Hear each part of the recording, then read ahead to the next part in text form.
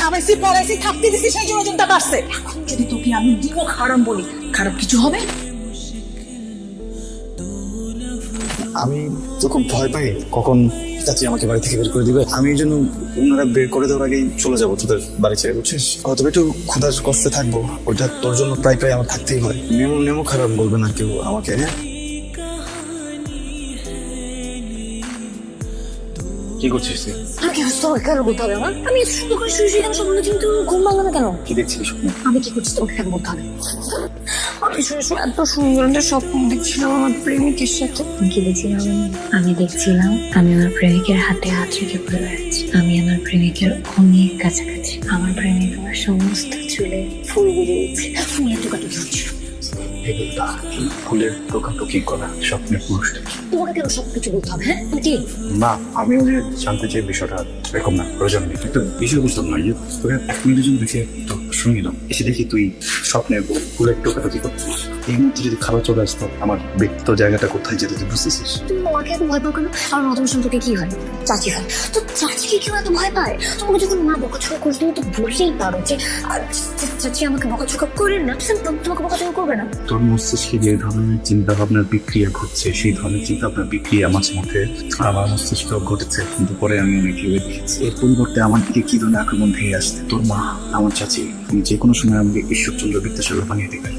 তারপরে দেখা যাবে ওই যে ব্যাংকের নিচে আমাকে পড়তে বসতে, এই অবস্থা হয়ে যাবে আমার জীবনে নিয়ে পড়তে রাস্তায় রাস্তায় ঘুরে। তুমি কি ঈশ্বরচন্দ্র বিদ্যাসাগর থেকে কম?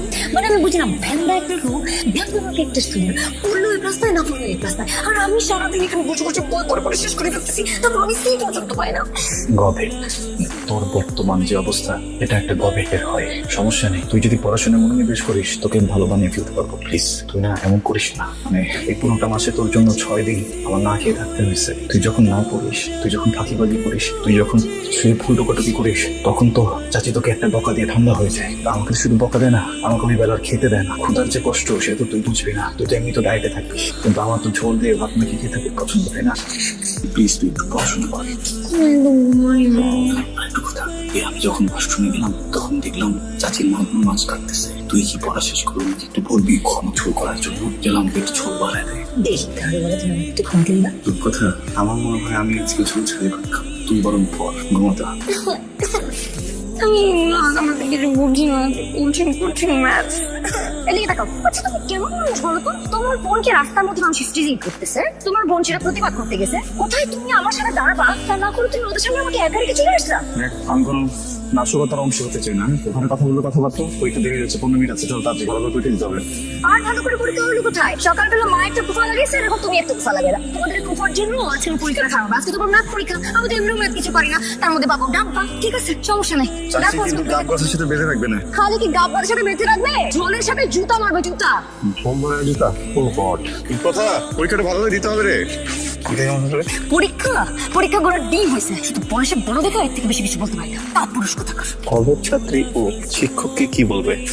তোমার ভাষা সেই যে ছোটবেলা থেকে সে বাসায় ঢুকছে, বড় হলো, পড়াশোনা করলো, আমার অন্য ধ্বংস করে যাচ্ছে। হ্যাঁ, আর কতদিন কতদিন বড় হয়েছে, ছেলে তো সাথে সাথে বড় হয়েছে। এই যে সারাটা দিন বাসার মধ্যে কম্বা হয়ে বসে থাকো, চোখ কান মুখ খোলা রাখতে পারি না। ছেলে যখন পড়ায় থাকে অন্য কিছু করে কিনা অসুবিধা হয়। এখন থেকে চোখ কান মুখ একটু খোলা রেখো, বুঝছো? এরকম খম্বা হয়ে ছবির মতো দাঁড়াই থাকো না। বের করার ব্যবস্থা করো। আপনার ওজন কত? সাধারণ প্রশ্ন জিজ্ঞেস করছি, ওজন কত? চাচি আমি ওজন কত? আগে যখন আসছি তখন ওজন কত ছিল? এখন 80 কেজি। আগেরটা তো মনে নেই চাচি, ছোট ছিলাম। আগেরটা মনে নেই? আগেরটা আমি মনে করাই দিতেছি। আগেরটা তোর যাই ছিল না কেন, সে তো বাড়ছে এখন না। খাবাইছি পড়াইছি থাকতে দিছি সেই জন্য ওজনটা বাড়ছে। এখন যদি তোকে আমি নিমক হারাম বলি, খারাপ কিছু হবে? নিমক হারাম আমার বেশি হয়ে গেল না? তুমি শুনো না, কথার মেয়েটি তো বেশি হয়ে গেলে না মেনটেন করে। এখানে মেয়ে রেজাল্ট খারাপ হয়েছে, কোনো লজ্জা বোধ নাই, কিছু না, পেপার পেন এরকম বসে আছে। এই তুই কেমন টিচার? তুই কেমন টিচার?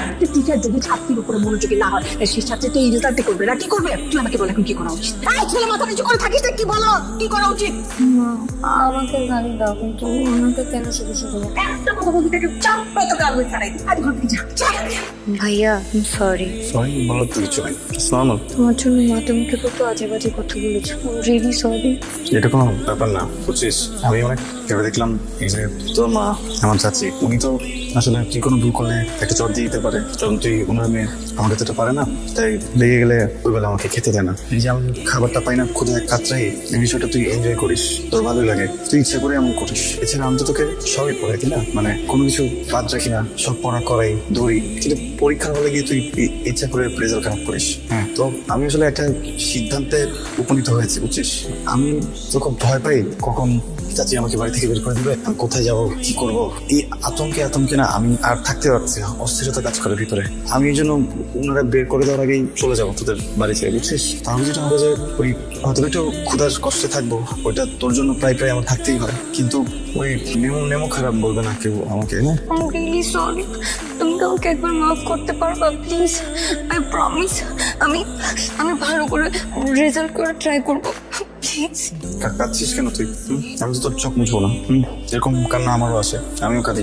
আমার সামনে যখন চাচাজি তোকে অনেক আদর করে, তোর মুখে খাবার তুলে দেয়, আমারও বাবা মার কথা খুব মনে পড়ে। হ্যাঁ, কিন্তু কান্না পেলেও আমি তোর মতো সবার সামনে কাঁদতে পারি না, একা একা লুকা কাঁদি। আমাকে যখন চাচি রাগ করে খাবার না দেয় তখন একটু তো কষ্ট লাগে, তখনও কান্না পায়। নিয়মক হারাম বললেও খুব কষ্ট লাগে, কান্না পায়। কিন্তু আমি তো তোর মতো কাঁদতে পারি না, এই জন্য আমি তোর চোখে মুছে দিব না। তুই যদি রিয়েলাইজ করতে পারিস তাহলে তুই রেজাল্ট ভালো করবি, তাছাড়া আমি চলে যাবো আসলে।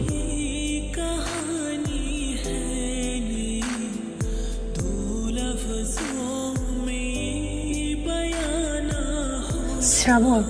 শ্রাবণ না, শ্রাবণ ভাইয়া। না, তুমি শ্রাবণ, আজ থেকে তুমি শুধু শ্রাবণ। ও, বুঝতে পারছি। ভাইয়া বলতে বলতে বড় হয়ে গেছিস না? দাদা বলতে পারিস, শ্রাবণ দাদা। এই কেমন যেন সত্যজিৎ ঠিক আছে, শ্রাবণ দাদা। না, তুমি শ্রাবণ ভাইয়াও না, তুমি শ্রাবণ দাদাও না, তুমি শুধু শ্রাবণ। কি হয়েছে তো বলতো? রেজাল্টটা ভালো হওয়ার পর থেকে দেখছি তুই চেঞ্জ হয়ে গেছিস, বেয়াদব হয়ে গেছিস। খুব বেয়াদবি করছিস, নাম ধরে রাখার চেষ্টা, কাছে আসার চেষ্টা, তারপরে লুকিয়ে লুকিয়ে দেখার চেষ্টা। Very bad, very wrong. Shrabon দেখো, দেখে কি হবে? আমি তো চাই সবাই দেখো, সবাই দেখুক, সবাই বুঝো। তুমি কেন বুঝো না শ্রাবণ? আমি তোমাকে ভালোবাসি। রূপকথা শ্রাবণকে ভালোবাসে, রূপকথা শ্রাবণের হতে চায়। আজকে থেকে বাসে না, অনেক আগে থেকে বাসে, অনেক বছর থেকে বাসে, প্রত্যেকদিন ভালোবাসে। ক্যালেন্ডারের পাতায় প্রত্যেকদিন আমি দেখি রূপকথা শ্রাবণকে ভালোবাসে। তুমি সত্যি চোখের ভাষা বুঝো না?